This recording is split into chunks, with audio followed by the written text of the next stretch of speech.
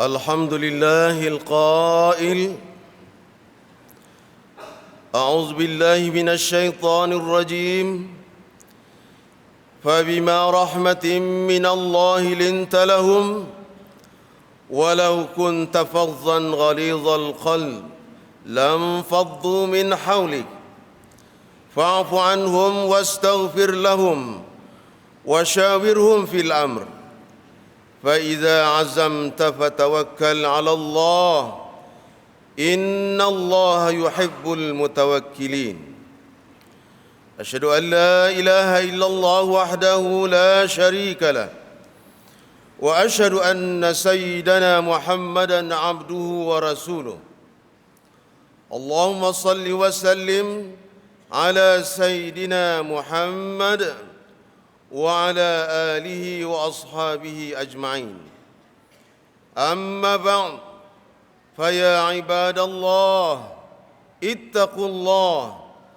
أوصيكم وإياي بتقوى الله وطاعته فقد فاز المتقون وتزودوا فإن خير الزاد التقوى واتقوا الله يا أولي الألباب la'allakum tuflihun.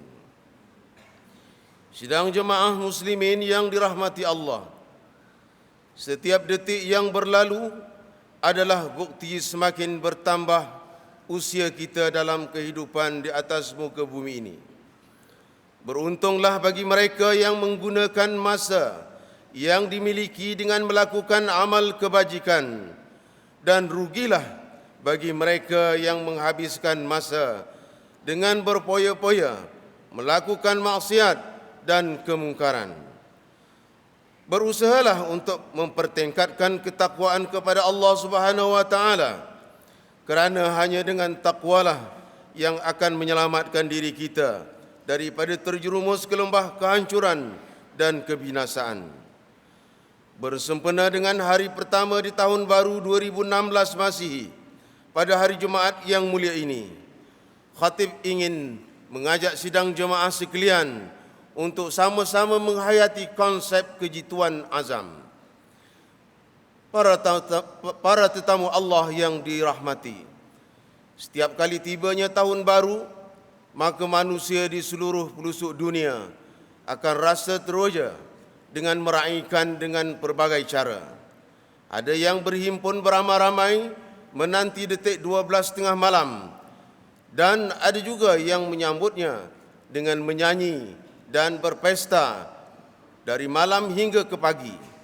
Sebahagian yang lain pula meraihkan kedatangan tahun baru dengan cara yang lebih Islamik dan sederhana, iaitu dengan mengadakan solat hajat, bersolawat dan ceramah perdana dan sebagainya.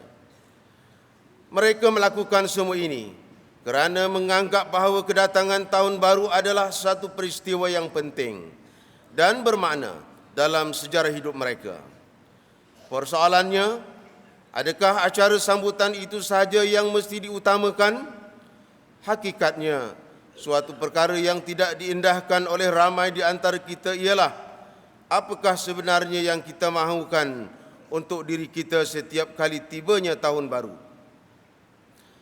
Apa pula azam yang kita mahu realisasikan dalam tahun ini? Muslimin yang dirahmati Allah, keazaman membawa maksud kemahuan, keinginan dan cita-cita yang sangat kuat untuk mendapatkan sesuatu yang dihajati. Seseorang yang tidak mempunyai keazaman yang jitu tidak mungkin akan memperolehi apa yang diimpikan. Tetapi perlu juga diingat, sebagai seorang yang beriman, janganlah kita lupa untuk menyerahkan hal keazaman kita itu kepada Allah Subhanahu wa taala. Bertepatan dengan firman Allah Subhanahu wa taala dalam surah Ali Imran pada penghujung ayat 159 yang telah dibacakan tadi, yang bermaksud, kemudian apabila engkau telah berazam, maka bertawakallah kepada Allah. Sesungguhnya Allah menyukai orang-orang yang bertawakal kepadanya.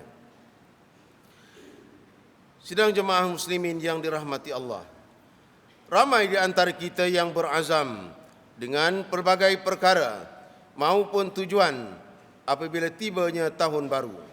Ada yang berazam untuk berhenti menghisap rokok kerana mahu menjaga kesihatan diri. Ada yang berazam untuk meninggalkan perkara maksiat yang sering dilakukan kerana mahu berubah ke arah kehidupan yang lebih diridai Allah Subhanahu wa taala. Ada juga yang berazam untuk bekerja dengan lebih rajin dan bersungguh-sungguh kerana mahukan pengiktirafan dan ganjaran dan sebagainya. Hakikatnya, tidak semua di antara kita yang benar-benar komited untuk merealisasikan azam masing-masing. Ada yang bersemangat tinggi pada permulaannya, tetapi apabila masa berlalu dan juga kerana faktor-faktor tertentu menyebabkan dirinya semakin kurang bersemangat untuk mencapai azam yang dahulunya dibangga-banggakan. Sikapnya itu bak kata perumpamaan Melayu, seperti melepaskan batuk di tangga, iaitu dia melakukan suatu pekerjaan dengan sambil lewa atau dengan tidak bersungguh-sungguh. Di antara sebab-sebab mengapa sesuatu azam itu tidak dapat dicapai ialah: yang pertama, tiada kesabaran dalam diri untuk berusaha secara bersungguh-sungguh bagi mencapai azam yang telah dibuat. Ramai di antara kita yang mahukan hasil yang cepat tanpa mahu berusaha lebih. Misalnya, kerana mahu cepat menjadi seorang kaya dan menikmati hidup mewah, ada individu yang sanggup melaburkan semua duit simpanan yang dimiliki dengan skim perniagaan yang tidak pasti kesahihannya. Akibatnya wang yang disimpan selama bertahun-tahun hasil penat lelah bekerja lenyap dalam sekelip mata sahaja. Ingatlah, menyesal dahulu pendapatan, menyesal kemudian tidak gunanya. Yang kedua, godaan nafsu. Tidak dapat dinafikan bahawa nafsu adalah penghalang terbesar bagi setiap orang yang mahu berjaya dalam apa sahaja yang diusahakan. Ini kerana nafsu itu memang sedia ada di dalam diri kita dan ianya akan sentiasa mengajak diri untuk meninggalkan setiap perkara kebajikan yang kita lakukan. Sesungguhnya, musuh yang tidak kelihatan dan tersembunyi adalah lebih bahaya dan pengaruhnya lebih daripada musuh yang nampak di pandangan mata. Hayatilah firman Allah Subhanahu wa taala dalam surah Yusuf ayat 53 untuk dijadikan peringatan kita bersama untuk menghadapi bahaya nafsu ini. Wama ubarri'u min nafsi wama ubarri'u nafsi innan nafsa la'ammaratun bisu illa ma rahima rabbi inna rabbi ghafurur rahim. Maksudnya, dan tiadalah aku berani membersihkan diriku, sesungguhnya nafsu manusia itu sangat menyuruh melakukan kejahatan, kecuali orang-orang yang telah diberi rahmat oleh Tuhanku, yakni maka terselamatlah ia dari hasutan nafsu itu. Sesungguhnya Tuhanku Maha Pengampun dan Maha Mengasihani. Yang ketiga, tiada perancangan. Selalunya orang-orang yang gagal untuk mencapai impian mereka adalah kerana mereka berusaha tanpa mempunyai perancangan yang sistematik. Usaha mereka adalah secara sembrono dan tiada hala tuju yang meyakinkan. Mereka merasakan bahawa yang paling penting untuk mencapai apa yang dihajatkan adalah usaha itu sendiri tanpa perlu sibuk memikirkan tentang perancangan. Pemikiran seperti ini tidak lain dan tidak bukan lahir dari keegoan dan rasa takbur yang ada dalam diri. Tetapi ingatlah, jika kita gagal untuk merancang, maka kita merancang untuk gagal. Jika kita gagal untuk merancang, maka kita merancang untuk gagal. Para tamu-tamu Allah yang dirahmati, selepas kejatuhan Imperium Turki Utsmaniyah, negara tersebut telah diperintah oleh kerajaan yang mengamalkan sistem sekular selama lebih 80 tahun. Walaupun begitu, usaha untuk memertabatkan semula Islam di Turki dilakukan secara berterusan. Jadikanlah kejayaan pimpinan negara tersebut untuk mendaulatkan semula Islam di Turki sebagai pendorong kepada kita semua untuk mencapai sesuatu yang kita azamkan. Biarlah selama mana pun masa yang diambil, tetapi dengan perancangan, usaha dan juga tawakal, insya-Allah apa yang diingini boleh dicapai. Marilah kita amalkan langkah-langkah berikut untuk memastikan azam yang telah dibuat itu dapat direalisasikan. Yang pertama, sabar dalam berusaha. Sedarlah, kejayaan dan kemenangan tidak akan dapat bergolek begitu sahaja di hadapan mata. Ianya memerlukan kesabaran yang tinggi dan usaha yang berterusan sebelum kejayaan itu hadir untuk menggembirakan hati kita. Tambahan pula, kejayaan yang diperoleh selepas sabar mengharungi berbagai cabaran dan dugaan adalah lebih manis rasanya. Renungilah hadis dan yang diriwayatkan oleh Imam Ahmad daripada Anas bin Malik radhiyallahu an bahwa Rasulullah sallallahu alaihi wasallam bersabda, "An-nasru ma'al sabr, al-faraju ma'al karbi, wa inna ma'al usri yusra." Maksudnya, kemenangan bersama kesabaran, pelepasan bersama kesusahan, dan sesungguhnya bersama kesusahan itu ada kesenangan. Yang kedua, membuat perancangan yang teliti. Sesungguhnya tiada kejayaan atau kemenangan dalam sesuatu perjuangan itu dapat dicapai tanpa didahului oleh strategi dan juga perancangan. Lihat sajalah bagaimana pemimpin-pemimpin negara yang terdahulu membina negara ini sehingga Malaysia berjaya menjadi sebuah negara yang disegani di mata dunia. Bahkan kemajuan yang berjaya dicapai oleh negara kita ini telah menjadi contoh ikutan kepada negara-negara Islam yang lain. Semuanya adalah kerana para pejuang dan pemimpin yang terdahulu telah meletakkan satu visi perancangan yang jelas untuk dijadikan panduan oleh anak cucu sesudah mereka dalam usaha membangunkan negara. Yang ketiga, istiqamah dalam berusaha untuk mencapai sesuatu yang diazamkan. Sesungguhnya istiqamah adalah kriteria yang terpenting untuk dimiliki oleh orang yang beriman. Sifat istiqamahlah yang akan membantu diri kita untuk terus berusaha bagi merealisasikan apa yang diimpikan. Tiada gunanya kita mengaku sebagai orang yang beriman, tetapi apabila disuruh untuk terus-menerus berusaha, sudah tiada istiqamah dalam diri. Sidang jemaah muslimin yang dirahmati Allah, mengakhiri khutbah pada hari ini, Khatib ingin mengajak sidang jemaah sekalian untuk menghayati beberapa perkara berikut sebagai panduan dan pedoman kita bersama. Yang pertama, sebagai orang yang beriman, azam yang telah dibuat dan diusahakan hendaklah diserahkan urusannya kepada Allah Subhanahu wa taala, yakni dengan bertawakal. Yang kedua, berwaspadalah dengan nafsu yang sentiasa mengajak kepada kejahatan kerana ia mampu menggagalkan azam yang telah kita tekadkan dalam hati. Yang ketiga, sesuatu azam boleh dicapai jika disertai dengan sifat sabar, istiqamah serta perancangan yang teliti. Firman Allah Subhanahu wa taala dalam surah Ar-Ra'd ayat 11, A'udzubillahi minasyaitonir rajim. Lahu mu'aqqibatun min baini yadayhi wa min khalfihi yahfazunahu min amrillah. Innallaha la yughayyiru ma biqaumin hatta yughayyiru ma bi anfusihim. Wa idza arada Allahu biqaumin su'a fala maradda lahu wa ma lahum min dunihi min wal.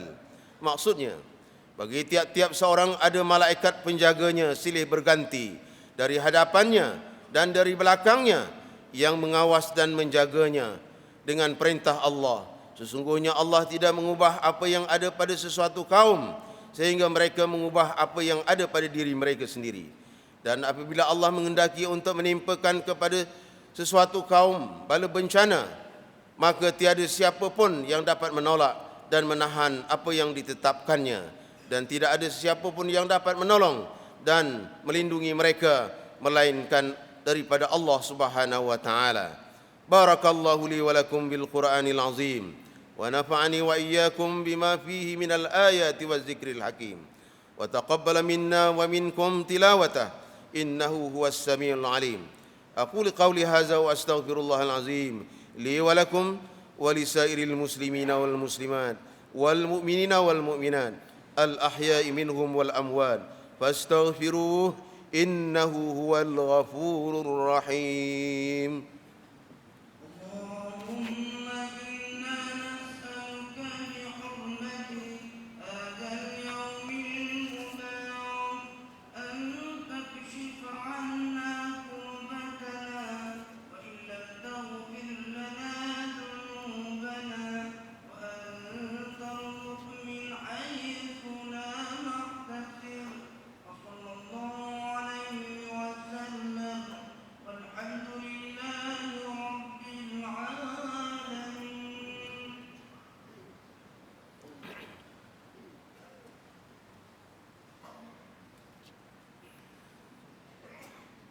الحمد لله الذي جعل من المسلمين ورزقنا من الطيبات. أشهد أن لا إله إلا الله وحده لا شريك له وأشهد أن سيدنا محمدا عبده ورسوله. اللهم صل وسلم وبارك على سيدنا محمد وعلى آله وأصحابه ومن تبعهم بإحسان إلى يوم الدين. أما بعد فيا عباد الله اتقوا الله فقد فاز المتقون. قال الله تعالى: إن الله وملائكته يصلون على النبي يا أيها الذين آمنوا صلوا عليه وسلموا تسليما. اللهم صل وسلم على سيد المرسلين وارض اللهم عن أصحابه وقرابته وأزواجه وذريته أجمعين. اللهم اغفر للمسلمين والمسلمات والمؤمنين والمؤمنات الأحياء منهم والأموات إنك سميع قريب مجيب الدعوات ويا قاضي الحاجات. اللهم إنا نسألك ونتوسل إليك بنبيك الأمين ونسألك بأسمائك الحسنى وصفاتك العظمى أن تحفظ بعين عنايتك الربانية وبحفظ وقاية الصمدانية جلالة مالكنا المعظم Sultan Selangor Sultan Syarafuddin Idris Shah Ibnu Almarhum Sultan Salahuddin Abdul Aziz Shah Al-Haj. Allahumma adimil auna wal hidayah wat taufiq was sihhata was salamah min wali ahdi Selangor Tengku Amir Shah Ibnu Sultan Syarafuddin Idris Shah bi amnin wa salahin wa afiyah bimannika wa karamik ya zal jalali wal ikram. Allahumma atil umrahuma muslihail lil muwazzafin wal ra'iyah wal bilad وبلغ مقاصدهما لطريق الهدى والرشاد. ربنا هب لنا من أزواجنا وذريتنا قرة أعين واجعلنا للمتقين إماما. ربنا آتنا في الدنيا حسنة وفي الآخرة حسنة وقنا عذاب النار. عباد الله إن الله يأمر بالعدل والإحسان وإيتاء ذي القربى وينهى عن الفحشاء والمنكر والبغي يعظكم لعلكم تذكرون. فاذكروا الله العظيم يذكركم واشكروه على نعمه يزدكم واسألوه من فضله يعطكم ولذكر الله أكبر والله يعلم ما تصنعون. أقيموا الصلاة.